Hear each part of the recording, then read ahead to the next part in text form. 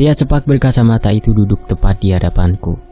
Dia hanya diam sambil menyilangkan kedua tangannya, menatapku yang frustasi, sampai-sampai menjambak rambutku sekuat mungkin. Selepas kepergian Mbak Ayu, gejolak dadaku langsung padam, seperti api yang disiram air. Aneh dan tak masuk akal. Gejolak syahwat ini tak normal. Aji hanya terdiam mendengarkan ceritaku dari awal. Kadang ia juga mendehem pelan sambil sesekali membetulkan kacamatanya yang melorot. Jadi gimana, Ji?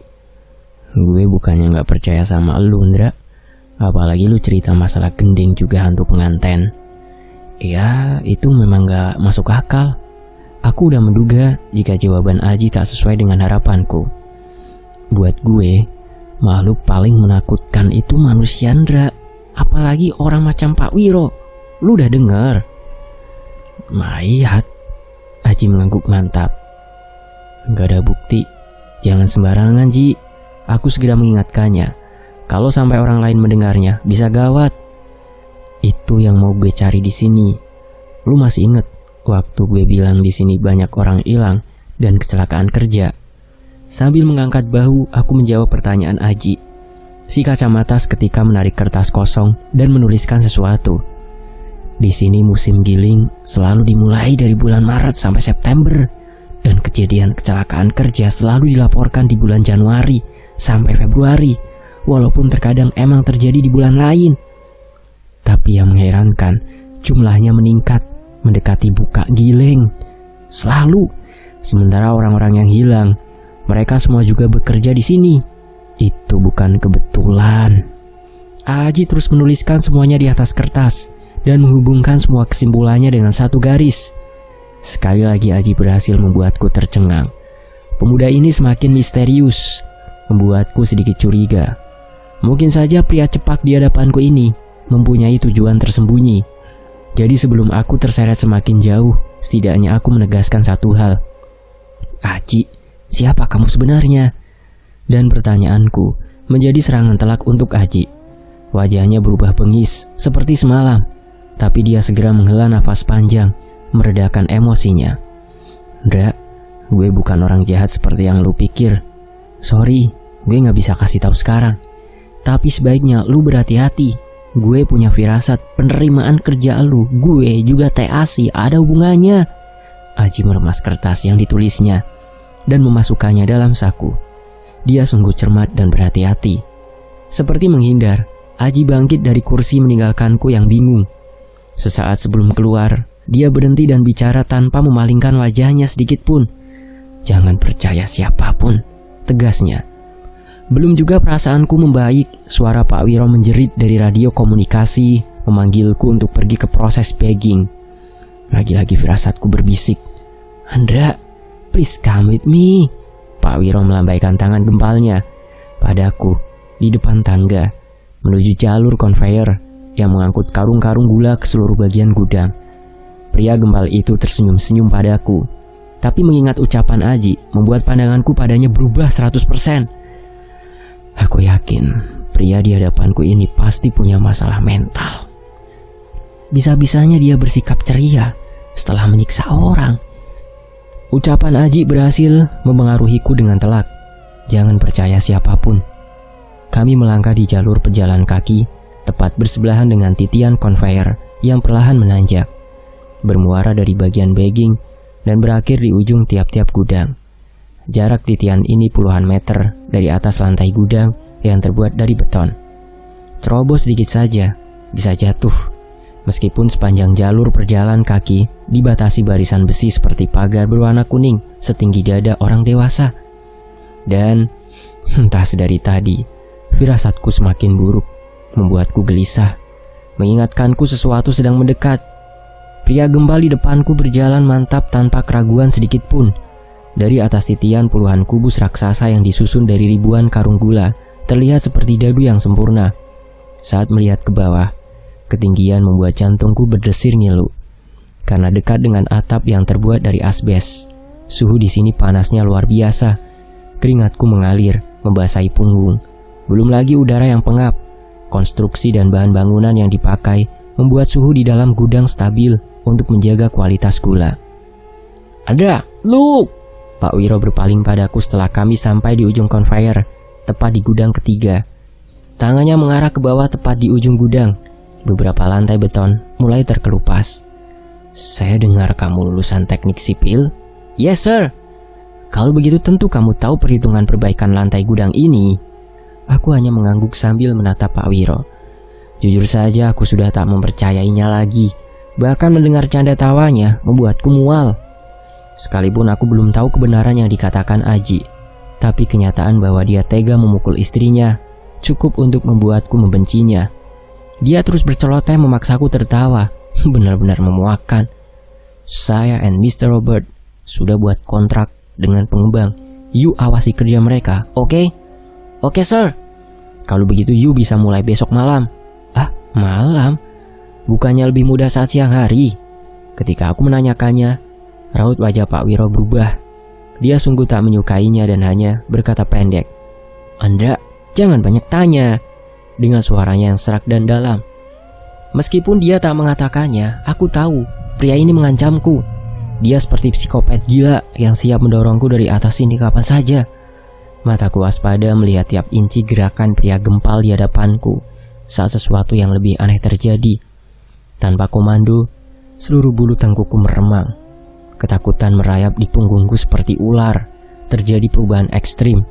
Ruangan yang semula panas seketika menjadi dingin dan anyep, seolah dua dimensi bertabrakan. Kabut tipis melayang seperti asap. Samar-samar gending pengantin mengalun lirih di kejauhan. Cahaya jadi redup. Matahari menghilang. Keadaan sekitarku berubah kemerahan, sama seperti mimpiku kemarin. Dan Pak Wiro, dia sudah tak ada. Aku menggigit bibirku sekuat mungkin, menahan getaran ketakutan yang luar biasa. Jika kemarin mimpi, lalu sekarang apa? Kepalaku belum selesai mencari jawaban logis. Suara wanita yang sangat aku kenal berbisik lirih. Telu, Raden. Dan tepat di ujung bangunan, sosok hitam melayang, hampir menyentuh atap gudang. Panjang tubuhnya sungguh tak normal. Dia jangkung seperti tulang yang dibalut kulit. Tangannya panjang hingga hampir sejajar dengan lututnya. Kukunya panjang. Rambutnya hitam mencuntai melebihi panjang tubuhnya. Matanya merah dan menyala seperti bara api dalam kegelapan. Aku tak bisa melihat wajahnya. Tadinya aku pikir dia adalah kuntilanak seperti yang dikatakan orang-orang. Tapi dua buah tanduk kambing mencuat dari kepalanya, meyakinkanku jika makhluk ini lebih tinggi dan lebih gelap daripada makhluk yang lain. Dia lebih jahat, lebih kuat, dan jauh lebih tua. Siapapun pasti tak ada yang mau berhubungan dengan makhluk ini, kecuali orang-orang sinting dan berhati gelap. Belum cukup puas memperlihatkan wujudnya yang mengerikan, tubuhnya mulai berayun ke kanan dan ke kiri, tapi kepalanya tetap diam seolah menjadi tumpuan. Dia berayun seperti lonceng. Rambutnya yang panjang tergerai mengikuti gerakan tubuhnya, berayun mengikuti gamelan dan ketukan kenong yang sayup. Sosok itu melayang mendekat padaku. Setengah mati aku ingin segera pergi atau menutup mata menghindari tatapannya. Tapi aku sungguh tak berdaya.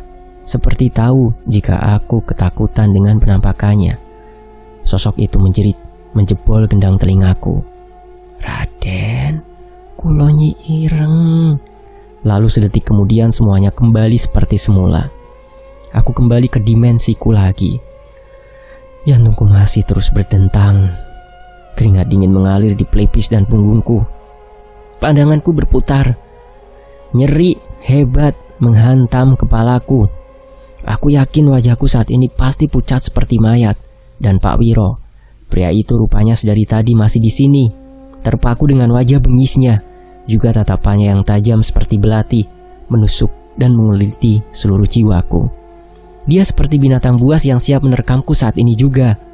Aku mengumpulkan tenaga dan keberanian yang tersisa. Sorry sir, saya akan mengerjakan sesuai perintah. Satu kata dan pria gembal itu kembali seperti semula. Oke Andra, don't ask too much, oke? Ucapnya sambil tertawa seperti badut. Aku mengangguk dan memaksakan diri tertawa, menyembunyikan ketakutanku. Meskipun aku sudah beberapa kali melihat sosok mereka, tapi makhluk ini benar-benar berbeda. Dia sungguh gelap dan mengerikan. Padahal hari masih terang. Tapi bisa-bisanya aku kembali masuk dimensi mereka. Apa ini perbuatannya Ireng? Pengalaman ini memaksaku untuk semakin berhati-hati. Juga sikap Pak Wiro yang berubah mengingatkanku dengan seringai Mbak Ayu. Apa semua orang di sini mempunyai dua kepribadian? Atau sosok lain yang ada di dalam diri mereka? Aji, aku harus menegaskan kembali padanya. Jadi aku bisa memutuskan sesuatu sebelum semuanya terlambat. Ya, Aji, satu hal lagi. Wanita hitam itu kerap memanggilku Raden. Apa dia mengenalku? Pak Andra. Panggilan Mas Bambang membuyarkan lamunanku. Apa tadi Mas? Bisa diulang? Yalah, Pak Andra ngelamuni nopo toh? Biasa masalah kerjaan Mas. Kerjaan opo kangen Bu Adis? Mas Bambang meledekku seperti biasa dari balik kemudinya. Aku hanya tertawa saja. Kan udah baik kan toh Pak? Pria berkumis itu di sampingku kini kembali bicara dengan logatnya. Iya sih Mas, sudah baik kan? Jawabku singkat. Lah kok masih ngelamun toh Pak? Nggak baik, nanti rezekinya jauh. Mas Bambang tertawa seperti biasa. Aku hanya tersenyum saja mendengar selorohnya. Pria di sampingku ini sungguh polos. Mungkinkah Mas Bambang sama seperti Pak Wiro dan Mbak Ayu? Sayangnya orang yang kupercaya justru sudah dipecat. Aku bahkan tak sempat mengucapkan selamat tinggal pada Pak Mamat. Pak, Amit nggih? Saya lupa kalau belum masak nasi buat anak saya. Mampir dulu ke warung, bisa Pak? Iya gak apa-apa Mas Bambang, sekalian anterin aja ke rumah. Nggih Pak Andra, matur suwun. Kadang aku sedikit iba dengan Mas Bambang. Semenjak istrinya minggat 7 tahun lalu, dia belum menikah lagi. Bahkan pernah bilang jika tak mau memikirkan itu dulu. Mungkin pria di sampingku ini masih trauma. Mobil masuk ke dalam komplek perumahan yang lain. Beberapa warga berkumpul di depan teras rumah. Anak-anak yang berlarian di pinggir jalan. Juga seorang wanita yang sedang menyapu teras. Suasananya jauh lebih ramai. Mungkin karena jumlah rumah di sini lebih banyak. Mobil berhenti tepat di depan rumah kompleks yang sederhana. Demi kesopanan, aku akhirnya turun mengikuti Mas Bambang. Belum juga masuk, pintu rumah terbuka. Seorang gadis cilik menyambut kami berdua dan mengulurkan tangannya mencium tangan sang ayah. Nah, ini anakku loh Pak, namanya Dewi. Mas Bambang dengan bangga memperkenalkan putri semata wayangnya. Sedangkan sang putri takut-takut mengintip di balik tubuh ayahnya. Monggo Pak, masuk dulu. Di ruang tamu yang bersih dan sederhana, aku duduk menunggu Mas Bambang yang sibuk mengurus putrinya. Sebuah figura foto terpasang di dinding. Sepertinya aku paham jika Mas Bambang sulit melupakan istrinya. Karena memang foto wanita itu lumayan cantik. Dia tersenyum dengan lesung pipit, juga tai lalat di bawah matanya. Melihat betapa telatainya Mas Bambang mengurus anaknya, membuatku ragu. Mungkinkah dia terlibat dengan Pak Wiro? Sambil menunggu, tanganku sibuk memainkan kunci kantor yang bergabung dengan kunci gembok kamar loro estri di tanganku, dan segera menyadari sesuatu. Mustahil, ini pasti salah. Patung pengantin itu, sebaiknya aku memeriksanya lagi. Aku berusaha mengalahkan logikaku. Sampai di rumah, tanpa sempat membuka sepatu, aku segera masuk dalam kamar sebelah. Benar saja, loro estri bergeming. Tetap sama seperti terakhir kali aku melihatnya. Dan kembali memeriksa anak kunci yang menjadi satu dengan kunci kantor. Tanganku bergetar hebat saat menghitung jumlah anak kuncinya. Brengsek, lagi-lagi tak ada yang bisa aku percaya di sini. Sedikit ragu aku mencoba memeriksa patung di hadapanku. Loro estri ini terbuat dari tanah liat dan sedikit berat. Ukurannya tidak besar dan masih berbau melati. Sesuai dugaanku, ini hanya patung biasa. Kecurigaanku di awal rupanya benar. Seseorang masuk dan merubah posisinya. Kesimpulanku semakin kuat karena setelah aku meletakkannya, tanganku berbau harum. Artinya dia juga mengoleskan minyak wangi di sini. Lalu petunjuk tentang sosok pengantin wanita, juga laki-laki yang kerap menggangguku dan Adis. Apa yang mereka inginkan? Dan Nyai Ireng? Petunjuk lain untukku saat ini hanya Pak Wiro dan Aji. Mama sudah pulang? Kok nggak kasih salam? Adis melongok dari pintu dengan rambutnya yang basah. Sudah, Adis kan masih mandi, jadi gak kedengeran. Aku bergegas keluar dan menutup pintu sambil menuntun Adis ke kamar. Yalah, Mama Siki, kok gak buka sepatu dulu? Seketika Adis ngomel menyadari sepatuku yang masih melekat. Aku hanya menyengir karena tertangkap basah dan segera melepaskan sepatu lalu meletakkannya di bawah ranjang. Punggungku seketika bersorak lega saat menyentuh kasur kapuk yang hangat. Mamas kenapa toh? Kok kayaknya buru-buru ngunu? Adis duduk di pinggir ranjang sambil mengeringkan rambutnya dengan handuk. Aku hanya mendehem dan meliriknya sekilas. Wajah Adis yang natural sangat lembut dan cantik mengalihkan semua pikiranku. Adis, Mamas kangen, ucapku sambil menariknya dalam pelukan. Semenjak pertengkaran kami kemarin, aku belum sekalipun menyentuhnya. Mamas, Adis baru mandi loh. Wanita itu tersipu. Wajahnya yang merona semakin cantik saja. Justru karena Adis habis mandi. Ucapku cepat dengan nafas yang berat. Adis hanya tersenyum dan pasrah. Sepertinya dia juga merindukanku. Meski hari masih sore, aku tak peduli. Setidaknya aku ingin menghilangkan bayang-bayang Mbak Ayu dari benakku. Tapi bukannya hilang. Saat ini jauh di sudut hatiku berharap jika wanita yang sedang kugauli ini adalah Mbak Ayu, bukannya Adis. Dan di tengah permainan, nafsuku berubah. Aku tak bergairah lagi pada Adis. Mamas kenapa? Capek ya? Adis menatapku yang menarik diri dan berbaring di ranjang. Aku tak sanggup menjawabnya. Ini benar-benar memalukan. Bagaimana kalau sampai dia tahu isi hatiku? Adis pasti kecewa. Aku masih membisu sambil menangkup wajahku dengan kedua tangan yang basah. Sedangkan Adis kembali berkemas. Rasanya aku ingin menghantamkan kepalaku sekuat mungkin. Jadi bayangan wanita brengsek itu bisa hilang dari dalam otakku. Wes, gendang mandi, makan terus istirahat. Mamas pasti kecapean. Adis menarikku lembut. Senyumannya semakin membuatku merasa berdosa. Tuhan, sebenarnya aku kenapa? Padahal perasaanku pada Adis begitu dalam. Tapi kian hari hatiku semakin terkikis gelombang yang bernama Ayu. Adis membantuku berkemas dan memberikan handuk. Aku hanya bisa memeluknya, meminta maaf. Adis, gimana kalau kita pulang? Aku bicara sambil terus memeluk Adis, bersandar di bahunya, melepaskan kelelahan juga penyesalanku. Adis menarikku dan menatap sendu sambil menggeleng pelan. Mamas kenapa toh? Kok ndak kayak biasanya? Tangan lembut itu mengusap wajahku bersama netranya yang jernih. Kita pulang ya, ucapku lagi. Lagi-lagi Adis menggeleng. Mamas murung karena masih mikirin yang kemarin. Adis sudah ndak apa-apa mas. Adis ini istri, jadi kudu nurut sama suaminya. Kata-kata Adis menyadarkanku. Jika bukan hanya aku yang berubah, Adis juga.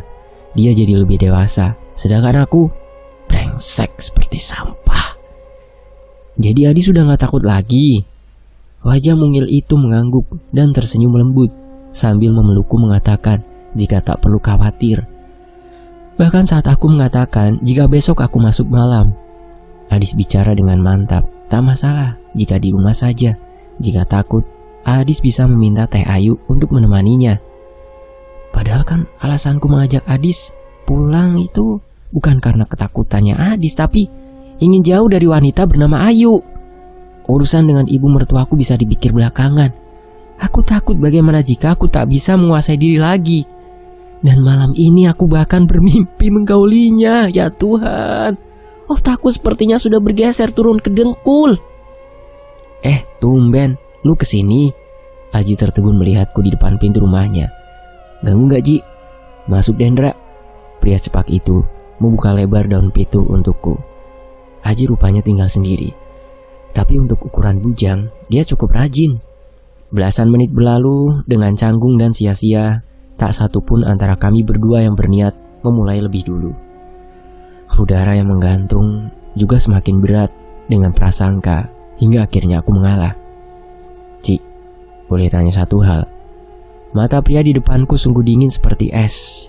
Siapapun tak akan menduga jika pria cepak yang suka cengengesan bisa tegas seperti ini tentang jati diri gue. Tebakannya tepat. Begitupun kepalaku yang mengangguk mantap. Kenapa? Tanya Aji. Aku punya petunjuk, ucapku cepat. Tentang Wiro? Aku hanya menggeleng. Ingat ceritaku tentang patung yang kerap berpindah sendiri? Aji mengangguk cepat. Dia tidak bergerak karena hantu, tapi seseorang memindahkannya, Ji. Tapi lu bilang... Aku yakin kali ini, Ji. Pemuda itu terdiam saat aku mengeluarkan 2 buah set kunci gembok, masing-masing dengan 2 anak kunci yang terpasang. Aji masih belum mengerti. Alisnya naik dan sesekali seperti berpikir. Akhirnya dia menyadari jika 1 set gembok selalu memiliki 3 anak kunci cadangan. Di atas meja masing-masing gembok hanya ada 2. Ya Pak Bambang, salah satu petunjuk yang kita punya. Kamu bilang jangan percaya siapapun. Setidaknya aku ingin tahu, apakah kamu juga salah satu orang yang bisa kupercaya saat ini, atau kamu bagian dari mereka? Aji mengusap hidungnya beberapa kali sambil mendengus. Aku tahu dia kesal, tapi Aji tak punya pilihan. Ikut. Aji memberikan kode menunjuk dengan dagunya ke arah kamar. Seolah tahu jika aku waspada, dia kembali berkata, gue gak bakalan bunuh lu di sini, Ndra. Bisa kacau. Adis di depan teras sekarang menatap ke sini. Aku sontak memutar kepala. Benar saja Adis duduk dengan teh asih. Setidaknya ucapan Aji sedikit membuatku tenang. Dia tak akan berani menyakitiku sekarang. Maaf ya, tadi soal Adis yang takut itu maksudnya minta ditemenin teh asih, bukan teh ayu gitu ya. Kita lanjut. Karena ini komplek, tentu saja bagian dalam rumah ini tak ada bedanya. Di tengah lorong Aji membuka salah satu pintu kamar, menyuruhku masuk dan menutupnya rapat.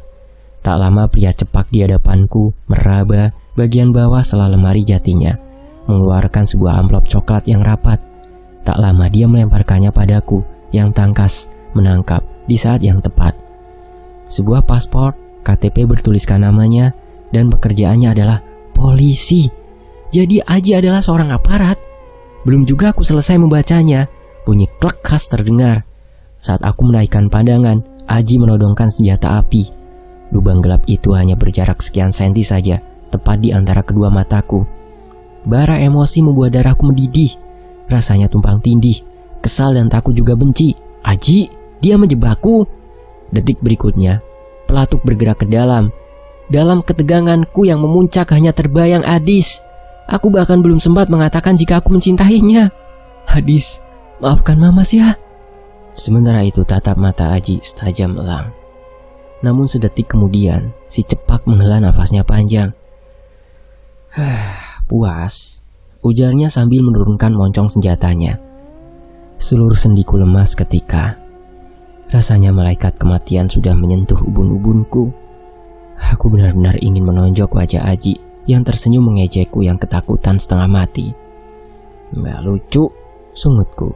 Protesku justru merubah senyuman Aji menjadi gelak tawa. Astaga, awas saja kalau dia sampai melakukan ini lagi. Aku pastikan Aji menyesal. Lu udah tahu kan, Dra? Sekarang lu mau apa? Aji menyilangkan tangannya sembari menatapku ramah. Tapi aku masih kesal setengah mati. Pria ini benar-benar. Meski kesal tapi jujur aku lega. Nyawaku masih selamat rupanya. Aku gak yakin kamu percaya atau tidak. Aku pun mulai mengatakannya. Masalah sosok pengantin, Aji dengan cepat menebak. Salah satunya, Ji. Yang kedua sepertinya aku bisa menemukan jati diriku di sini. Aji dengan cepat menaikkan alisnya. Namun begitu aku mengatakan tentang Nyi Ireng, wajahnya berbeda. Oke lah, setidaknya ada yang bantu gue ngumpulin informasi. Aku hanya mengangguk mantap dan mengembalikan semua berkas saat selembar foto jatuh. Gambar refleksi memori yang memperlihatkan sebuah keluarga tersenyum bahagia. Tanpa dijelaskan pun, aku sudah tahu jika ini adalah kenangan milik Aji yang paling berharga. Dari foto ini jelas aku mengerti jika mata biru pria cepak ini diwariskan sang ayah yang berwajah mirip dengannya. Pria pirang dengan wajah mongoloid, berpakaian safari itu memangku seorang anak laki-laki. Sedangkan sang ibu sepertinya seorang wanita Jawa bersanggul dengan kebaya dan jarik, menggendong bayi berusia sekitar 1 tahun. Foto itu diambil tepat setahun sebelum keluarga gue dibunuh. Ucapnya singkat dengan bulir air mata yang mengenang. Aku menyerahkan kembali semua kenangan itu padanya. kami berdua kembali menertawakan nasib. Tuhan, takdirmu sungguh lucu. Segelas kopi pahit yang mengepul berhasil membuat hubunganku dengan Aji kembali seperti semula, atau malah bisa dibilang lebih baik. Rencana selanjutnya gimana, Ji? Pertama, lu harus cari tentang sosok Nyi Ireng. Urusan Mas Bambang, kita pura-pura gak tahu dulu, Ndra. Aji mulai terbuka. Kedatangannya kemari karena seorang yang tadi kenal melaporkan jika di sini terjadi pembunuhan berencana yang terjadi setiap tahun, meskipun terdengar gila. Pertanyaannya adalah, siapa dalang dan bagaimana mereka melakukannya? Wiro, Aji yakin pria gempal itu tak bisa melakukannya sendiri. Tapi kenapa mereka melakukan itu? Maksudku membunuh setiap tahun? Tumbal, satu kata yang sangat menakutkan. Aku tahu jika manusia jahat itu ada di mana-mana, tapi sampai bersekutu dengan setan? Hal seperti itu kan sulit dicari buktinya, Ji. Iya gue tahu, Ndra. Karena itu gue cari bukti lain. Lu tahu sebenarnya perusahaan ini gak baik-baik aja. Salah satunya masalah hak guna usaha mereka. Setidaknya kita bisa serang mereka dengan dua cara. Kalau salah satunya mentah, kita masih punya cadangan. Orang-orang ini. Aji menggelengkan kepalanya. Mereka gak cuma jahat, tapi juga gila. Mereka punya uang dan kekuasaan, Dra. Maksudmu Pak Robert terlibat? Menurut lu? Gak mungkin dia gak tahu. Pertanyaannya sekarang apa motifnya? Untuk kekayaan? Sepertinya bukan. Kata-kata Aji semuanya benar. Ini artinya tak hanya Pak Wiro, tapi Pak Robert juga. Jika begitu, kemungkinan besar orang-orang di sini tahu. Tapi kenapa mereka memilih bungkam?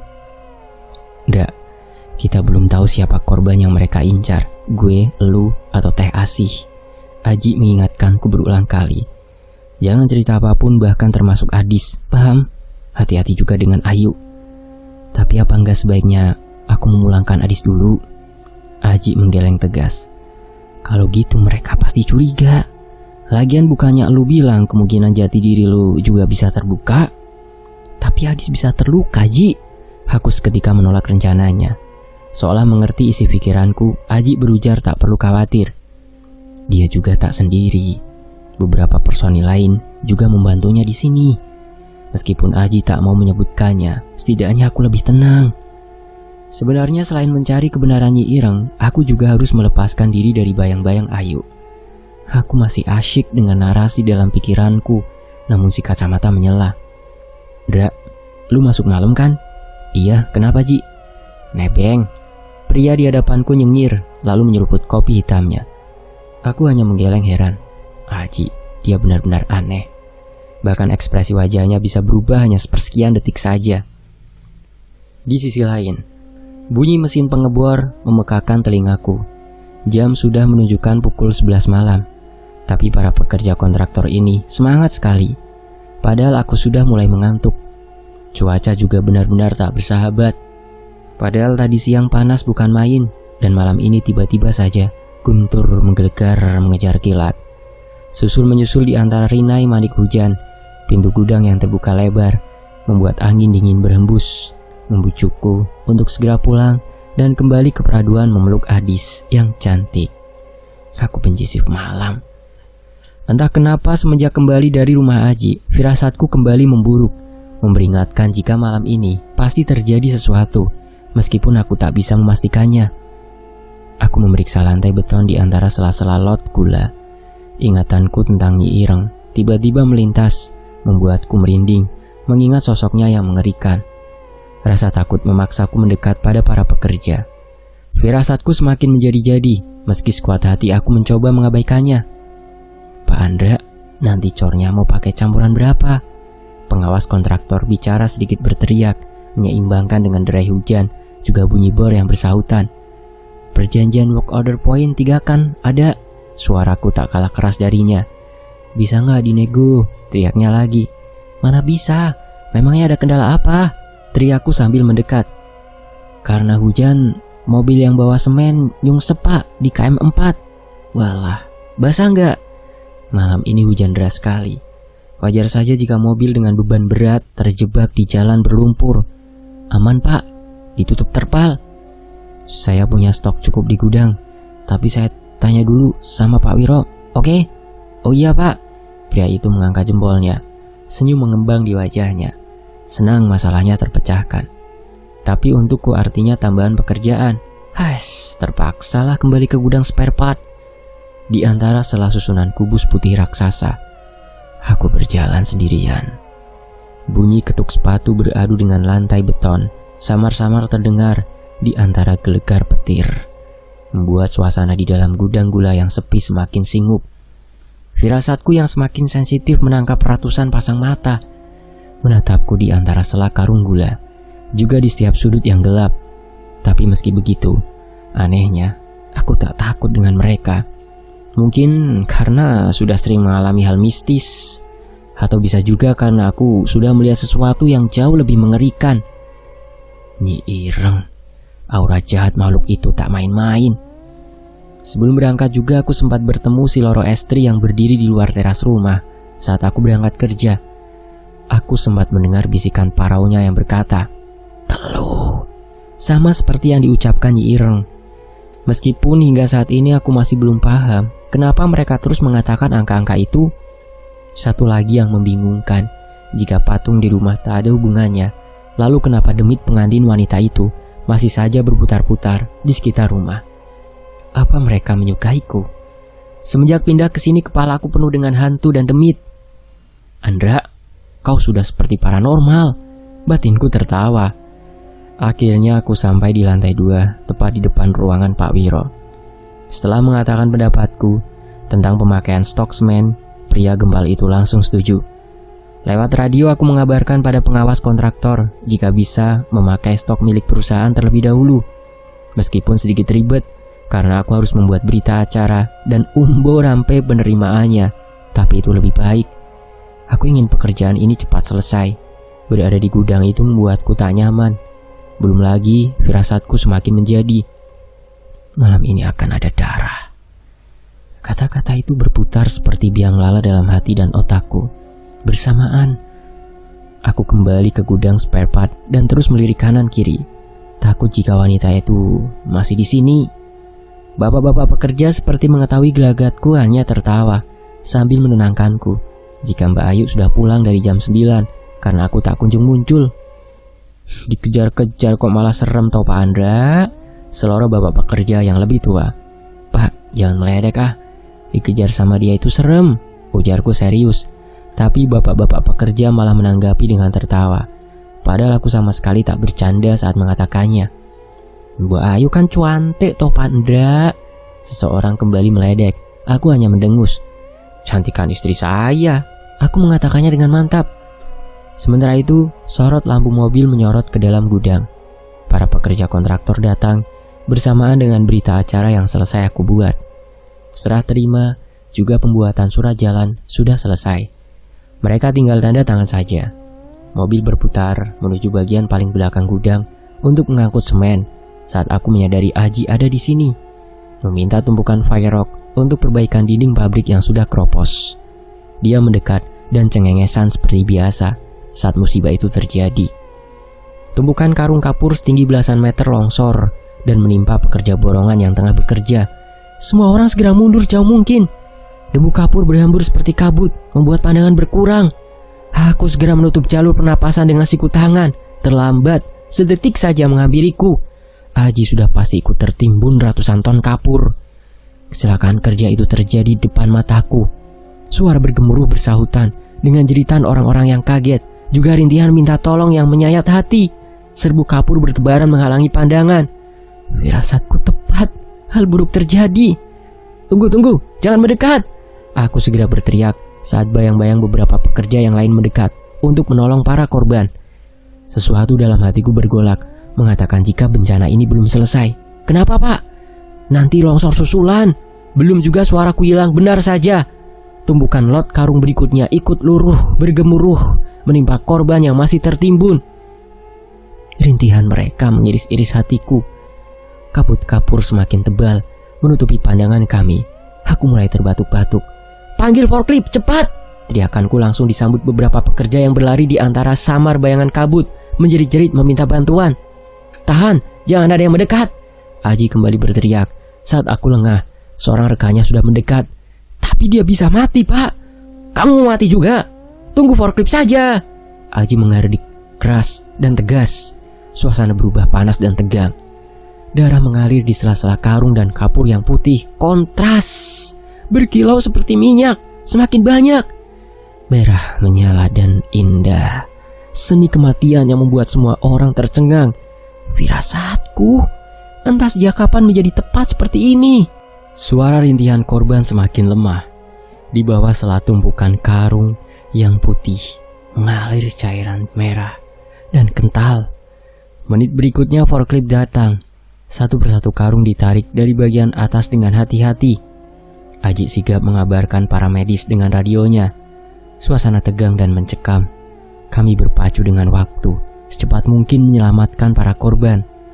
10 menit kemudian, pendaran lampu merah biru dengan jeritan sirine meraung-raung mendekat masuk ke dalam gudang. Tim para medis sampai. Satu persatu dengan cepat para pekerja yang selamat bahu-membahu menyingkirkan karung ukuran 50 kg. Teriakan pekerja satu sama lain saling mengingatkan untuk tetap berhati-hati. Aku dan Aji sudah tak peduli dengan panas yang menyengat kulit karena terkontaminasi kapur. Bahkan rambut kami sudah kelabu karena hamburan kapur yang tebal. Beberapa orang terbatuk-batuk, tersedak udara yang panas. Satu persatu korban ditarik. Aku sungguh tak percaya. 3 orang meninggal di tempat. Mataku panas dan berkabut karena air mata yang menggenang. Melihat keadaan korban yang mengenaskan dengan luka pecah di kepala, juga tulang rusuk yang patah. Darah membanjir, menganak sungai di lantai beton. Jam menunjukkan pukul 2 dini hari. Anyir darah bercampur bau chemical yang menyengat. Aroma kematian yang tak akan aku lupakan sampai kapanpun. Dak, bantu gue angkat yang terakhir. Aji kembali memanggilku untuk memapah korban di tubuh bagian atas. Sedangkan si kacamata mengangkat kakinya. Seragam putihku sudah berubah warna jadi merah. Begitu pula dengan Aji. Tangan kami lengket karena darah juga serbuk kapur yang menggumpal. Aku semakin bergidik, ngeri melihat wajah korban yang hancur, juga leher yang patah. Mungkin saat kejadian, dia masih berdiri dan langsung dihantam karung yang meluncur sekuatnya. Tak terbayangkan bagaimana perasaan keluarganya. Sesaat yang lalu, dia izin untuk bekerja, namun pulang tanpa nyawa. Isak tangis beberapa rekan mengiringi kepergian korban yang dilarikan ke rumah sakit untuk visum. Aku terpukul hebat, masih sulit mencerna. Semuanya begitu cepat, hanya beberapa menit, tapi 3 nyawa meregang dengan tragis. Padahal beberapa menit yang lalu, salah satu dari mereka masih mengajakku untuk ngopi bersama. Terbesit dalam hatiku, bagaimana jika aku yang ada di bawah sana, lalu Adis? Aji mendekati TKP. Pria cepak itu menunduk ke bawah, memeriksa tumpukan palet kayu, juga memeriksa karung-karung yang longsor. Entah apa maksudnya. Tak lama dia berjalan mendekat sambil sedikit melompat melewati genangan darah yang mulai membeku. Matanya mengawasi sekitar dan terkunci ke arah pintu gudang. Pria gempal, Wiro, berdiri di sana, menyaksikan dengan tenang dan dingin. Aku yakin sekali dia sedang tersenyum. Aura dendam menyelimuti Aji. Matanya berkilat penuh kebencian. Aku segera menghalangi pandangannya, memberikan isyarat untuk menahan diri. Pria berkacamata itu mengangguk faham. Meskipun keadaan sudah terkendali, tapi tumpukan karung yang bercampur darah belum bisa disusun ulang demi kepentingan penyidikan. Akhirnya malam ini pekerjaan mengecor lantai gudang gula tertunda. Tumpukan semen juga ikut ketimbun kapur. Dak, balik dulu yuk, ganti baju. Jarak yang sedikit jauh membuat Aji bicara, sedikit berteriak. Gak perlu Ji, ada kaos di kantor, pakai itu aja. Aji sedikit terkejut. Wah, persiapan Pak Andra mantap juga. Pria cepak itu mengacungkan jempolnya. Kemarin sempat kehujanan, jadi daripada sakit lagi dan diomeli Adis, ya aku bawa beberapa untuk cadangan, ujarku sambil bergegas menuju toilet. Pakaianku lengket juga anyir. Hampir seluruhnya bagian depannya tertutup darah. 2 buah kaos berbungkus plastik hitam aku keluarkan dari laci. Bunyi berdentang terdengar menghantam lantai. Kunci melati dan kenanga yang sebelumnya aku temukan. Aku memasukkannya kembali dan memberikan kaos berwarna hitam untuk Aji. Sebenarnya aku sungkan untuk ganti di sini, tapi si Cepak cuek aja ngebuka bajunya. Ya udahlah, kami juga kan sama-sama pria. Lagi pula aku sudah tak tahan dengan bau anyir darah yang sudah mulai mengering, mual. Buset, tatu lu keren juga. Gue kira cuma di tangan, ternyata sampai punggung. Udah kayak Yakuza lu. Pria Cepak itu memang gak ada filternya omongannya. Masa? Cuek aja lah, kepalang tanggung. Aku udah menduga kalau orang di depanku yang mulutnya ember ini pasti berkomentar. Aji mulai membuka kaos di dalamnya. Rupanya dia memang benar aparat. Perut kotak dan otot bisepnya lumayan besar. Tapi tubuhku juga gak kalah kok. Hanya saja aku sedikit lebih tinggi, jadi terlihat lebih kurus. Padahal Adis udah masak banyak makanan. Tapi entah berat badanku tak kunjung naik. Kalau kata Adis, usus mamas panjang, makanya gak bisa gemuk. Padahal itu gak ada hubungannya sama sekali. Kapan buat? Pria Cepak ini penasaran sekali. Waktu belum nikah sama Adis, jawabku sekenanya. Aku mulai membuka kaos dalamku yang lengket. Aji cuma bilang, oh. Tapi seketika ia berhenti memakai kaosnya. Pandangannya berbeda, menelanjangi setiap jengkal punggungku yang merah dan cacat. Dugaanku tepat. Pasti dia geli melihat parut luka ini. Dra, lu kenapa? Kebakaran, umur 2 tahun. Lirihku sambil menoleh padanya. Wajah Aji berubah. Matanya juga membesar mendengar ucapanku barusan. Tunggu. Umur 2 tahun? Iya, itu juga kata pengurus panti. Aku gak inget. Jawabku sambil memakai kaos merah pemberian Adis. Yakin? Aku hanya mengangguk meskipun ragu. Dalam kepalaku ini memang tak ada sedikit pun kenangan tentang lukaku ini. Orang tua lu meninggal juga karena kebakaran. Kok tahu lu, Ji? Cuma nebak. Di panti asuhan mana? Aji terlihat gugup. Tapi dengan cepat pria ini menyembunyikannya. Panti asuhan Kasih Bunda, Jakarta Selatan. Cuma sebulan, itu pun dirawat di rumah sakit. Terus pindah beberapa kali ke panti asuhan lain sampai SMP. Balik lagi ke Jakarta kelas 1 SMA. Aji yang cengengesan itu terdiam 1000 bahasa, menatapku tajam. Pandangannya berbeda. Yakin Lundra? Dia masih terus bertanya dengan wajah yang serius. Lagi-lagi raut wajahnya mengeras dan tegas seperti kemarin saat kami bertengkar. Yakinlah, Ji. Aku di sana sampai tamat SMA, terus kuliah di Palembang. Keterima kerja, ya biasalah. Merantau, terus nikah dan tinggal sama Adi sampai sekarang. Emangnya kenapa? Gue penasaran aja. Luka itu pasti sakit. Aji menatapku iba. Suaranya berubah parau. Dia bersedih untukku, padahal aku yang luka. Tapi kenapa dia yang menangis? Dasar si pitak. Semakin lama dia semakin aneh aja. Aku malah gak ingat sakitnya, Ji. Cuma kadang malu, makanya ditutup tato begini. Tapi tetap aja aneh kan? Ucapanku ringan. Tapi pria di depanku ini tak berkedip, membuatku risih. Katanya kamu anak pungut. Dipungut di mana? Karena suasananya semakin canggung, aku gantian meledeknya. Oh, waktu gue 6 tahun. Sempat nginep di panti, tapi cuma sebulan. Habis itu om sama tante adopsi gua. Oh, dirawat saudara? Bukan, teman papa sama mama. Suara Aji masih parau. Tatap matanya seperti malam itu penuh duka dan amarah. Tangannya mengepal dengan jutaan luka tergenggam di sana. Sabar ya, Ji. Aku hanya bisa menenangkan Aji yang emosional. Tapi kamu lebih beruntung. Setidaknya masih kenal orang tua, juga kasih sayang mereka. Padahal aku mencoba untuk menghiburnya. Tapi kenapa justru aku yang terluka mendengar ucapanku sendiri? Lucu sekali. Dra, lu gak pernah nanya sama petugas panti tentang masa lalu lu? Aji masih terus bicara padaku sambil mengusap hidungnya yang basah. Gak pernah? Emang kenapa? Lu gak mau tahu siapa orang tua lu? Kalau itu udah pernah tanya waktu mau nikah. Tapi kata pengurus panti, dataku gak lengkap. Ya udah pasrah aja. Mau gimana lagi? Tatapan Aji semakin iba padaku. Padahal nasib kami sama. Tiba-tiba saja si Cepak memelukku erat sambil menangis. Ternyata masih ada yang lebih menderita dari gue, isaknya. Terang saja aku serba salah. Aji belum pakai baju soalnya. Aji, lepasin. Malu tahu kalau ada yang lihat. Bisa-bisa kita dikira homo. Ih, amit-amit. Aji segera melepasku sambil bergidik. Aku tertawa saja dengan tingkahnya. Padahal baru aja dia nangis, sekarang udah bertingkah konyol. Orang tua ya? Kira-kira wajah mereka seperti apa ya?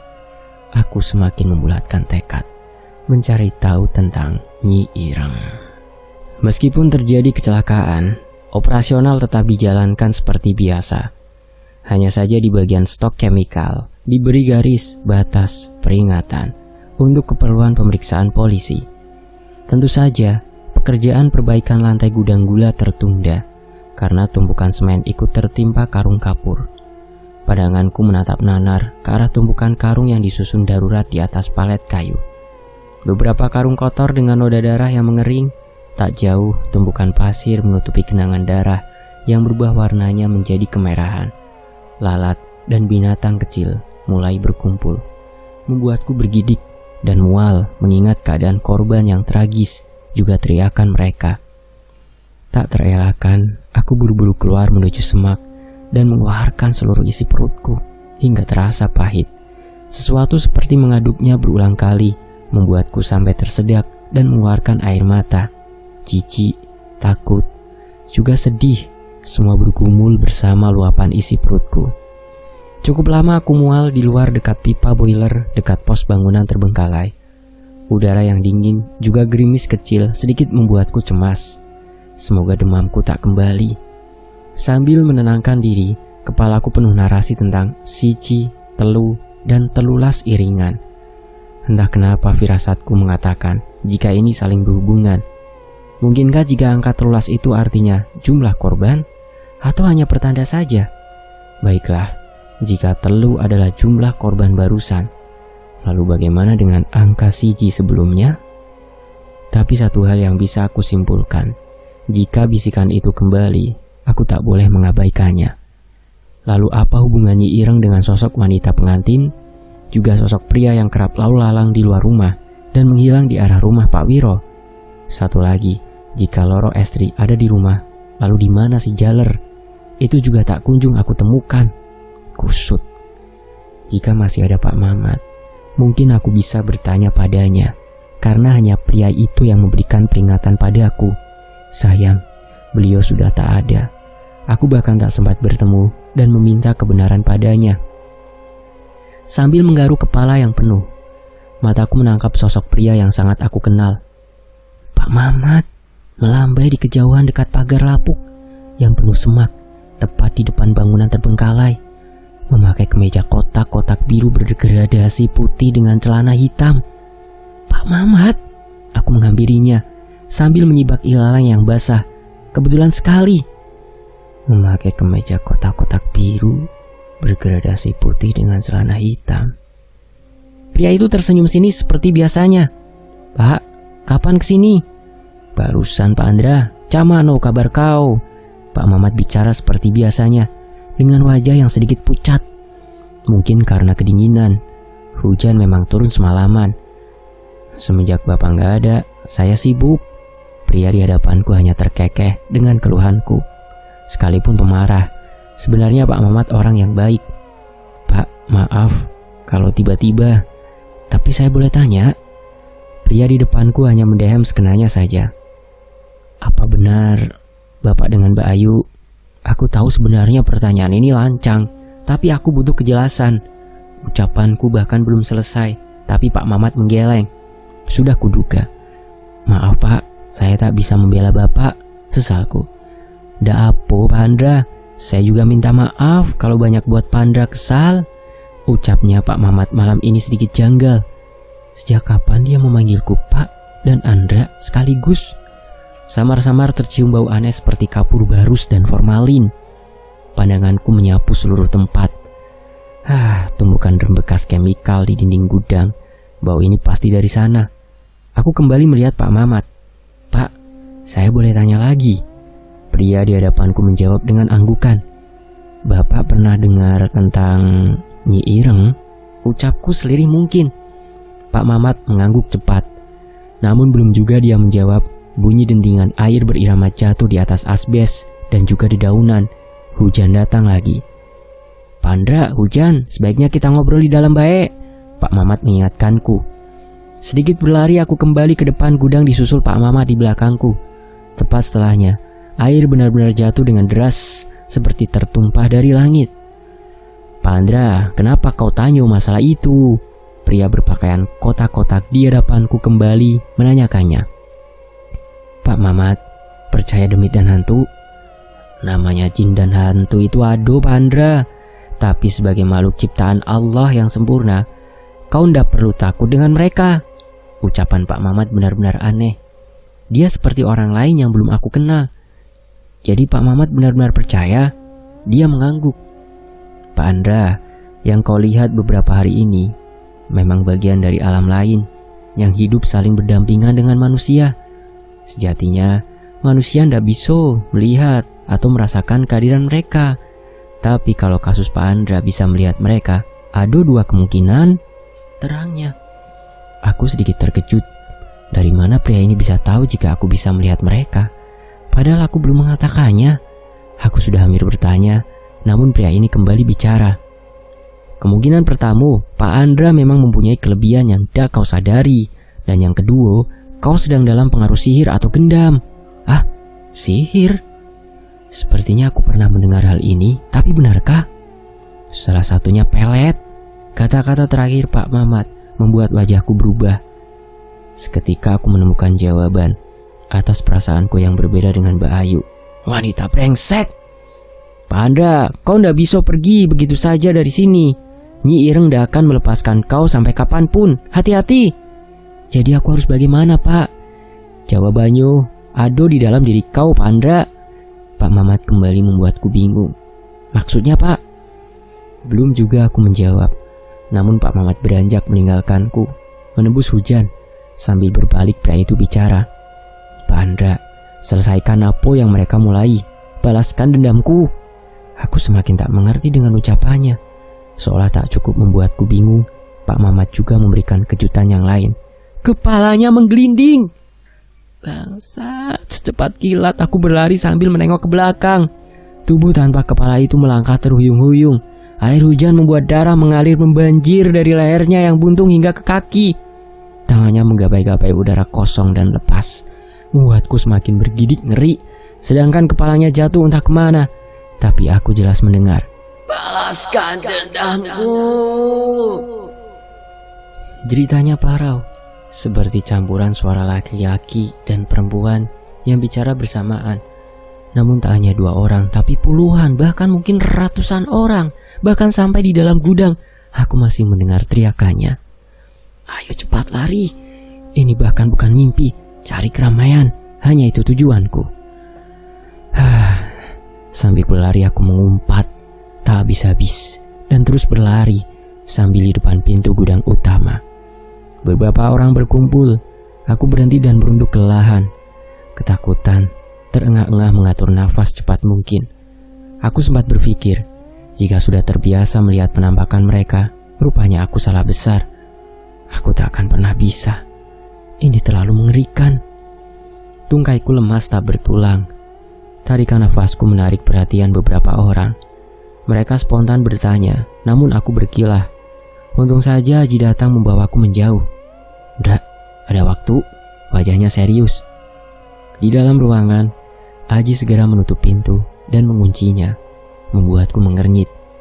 "Dra, mayat yang ditemukan di areal beberapa hari yang lalu, dia, Pak Mamat." Kata-kata Haji membuat tubuhku kembali bergetar hebat, seperti disiram puluhan liter air es dari ujung kepala sampai ke kaki. Itu benar-benar sosok Pak Mamat.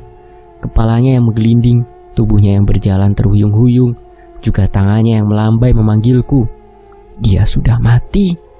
"Dak!" Anji membentakku yang tertegun. Aku kembali mual dan segera menuju toilet. Aku sekarang mengerti arti kata siji. Di sisi lain, Adis kembali mengompres kepalaku dengan handuk. Demamku kembali, bahkan lebih hebat. "Mas iki, wes diomongi, jangan hujan-hujanan." Tangan lembutnya masih sibuk memeras handuk di dalam baskom. "Mama sakit kok malah diomelin sih, Dis." Diriku lemah. "Bukannya ngomel, Mas, cuma ngasih tahu. Kemarin kan Mamas belum sembuh betul." Ngeyelnya kembali. Mendengar omelan Adis membuatku tersenyum lega. Akhirnya aku bisa mendengarnya lagi. Ya biarin aja, kan Adis yang bisa ngompres, lirihku. Tapi wanita ini malah manyun. Tak kerokin ya, ancamnya. Enggak, aku langsung menolak. Garis merah kemarin saja belum hilang, sudah mau disiksa lagi. Anehnya meski nyeri tubuhku lebih hebat, tapi aku bisa menahannya. Mungkin karena kami sudah tak bertengkar, Adis masih terus menggodaku, sampai ucapannya terdengar berbeda. Mamas, Adis mau cerita boleh ndak? Aku menatap wajahnya lekat. Adis jarang sekali begini. Cerita apa? Bu Wiro, awake biru-biru, badannya biru-biru. Waktu Adis tanya kenapa, dia cuma bilang jatuh gitu. Oh, ternyata Adis sudah jadi ibu-ibu kompleks yang suka ngerumpi rupanya. Terus, tanyaku lagi. Ya Adis curiga aja mas. Jangan-jangan dia dipukulin sama suaminya. Soalnya kalau jatuh, ndak mungkin nyampe matanya biru dan bengkak, ya toh? Kesimpulan Adis persis seperti detektif swasta. Iya juga sih. Rupanya begini ya rasanya diajak ngerumpi sama istri sendiri. Seneng sih dia terbuka padaku, tapi wajahnya berubah galak. Mamas gak bakalan kayak gitu kan? Tuduhnya. Terang saja aku langsung menyalat. Iya enggak lah Adis, sembarangan. Jangankan untuk memukul Adis, membentakmu kemarin saja Mamas udah hancur. Aku sungguh menyesalnya. Aku pasti gila jika melakukan itu pada Adis. Beneran? Wanita itu berkata lirih. Iris mata jernih itu menatap sendu, seperti tak percaya. Rupanya kesedihan Adis masih tersisa, menyadarkanku jika bekas luka yang aku berikan tak akan bisa terhapus. Aku sungguh menyesal. Tanganku menarik jari jemari dan menggenggam telapak tangannya yang lembut. Ukuran tangan Adis yang mungil tenggelam dalam satu genggamanku. Kami hanya terdiam dan beradu pandang. Maaf ya Adis, Mama sudah buat kamu terluka. Wanita itu hanya menatapku. Netra jernih itu kembali berkaca-kaca. Adis, Mamas tahu semenjak kita menikah, Mamas gak pernah janjikan apapun buat Adis, karena memang gak punya apa-apa. Aku menghela nafas, entah kenapa hatiku jadi nyeri. Tapi satu hal yang bisa Mamas pastikan, tangan ini gak akan pernah berani untuk menyakiti Adis. Mamas lebih memilih untuk memotongnya kalau sampai itu terjadi. Jadi jangan ragu sama Mamas. Perasaan Mamas sama Adis gak akan pernah berubah selamanya. Ucapku penuh kesungguhan. Hanya wanita ini yang kumiliki. Aku tak bisa membayangkan jika aku harus kehilangan Adis. Membayangkannya saja sudah sakit luar biasa. Tiba-tiba saja Adis tertawa lirih, padahal netranya masih basah. Membuatku bingung.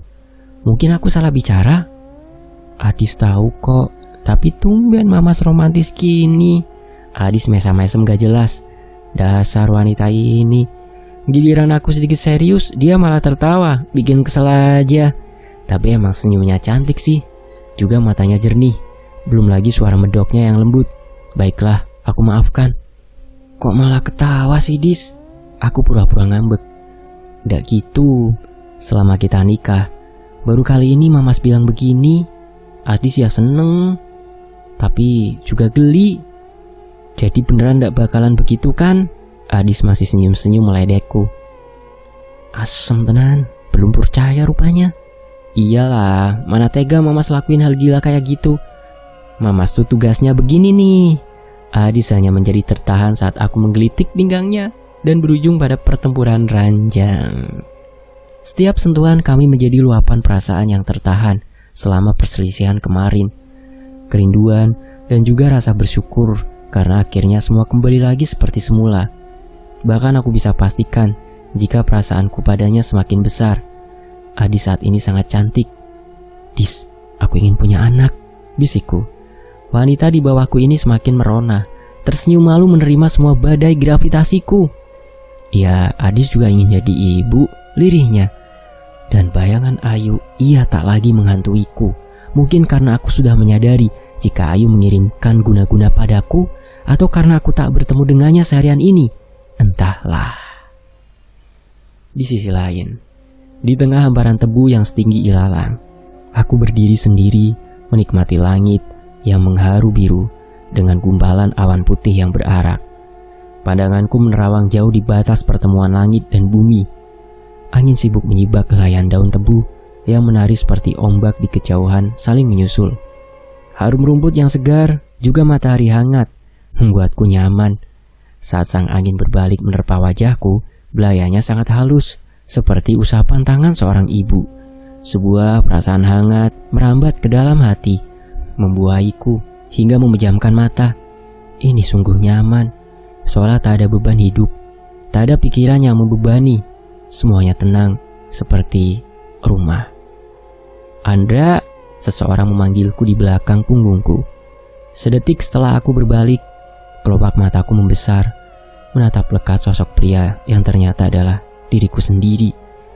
Andra yang lain dengan beskap coklat bergaris kuning, juga belangkon dan jarik warna senada.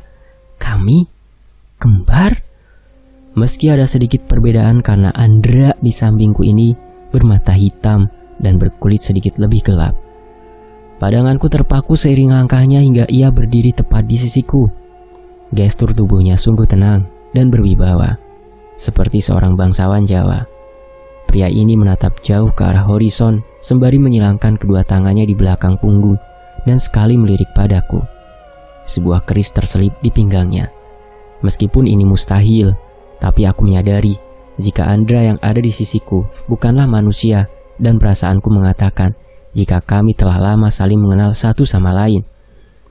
Tak ada satupun dari kami yang berniat membuka suara, hanya memandang titik yang sama di ujung horizon yang berkilau, hingga akhirnya Andra yang lain mulai bicara dengan suaranya yang tenang dan berat.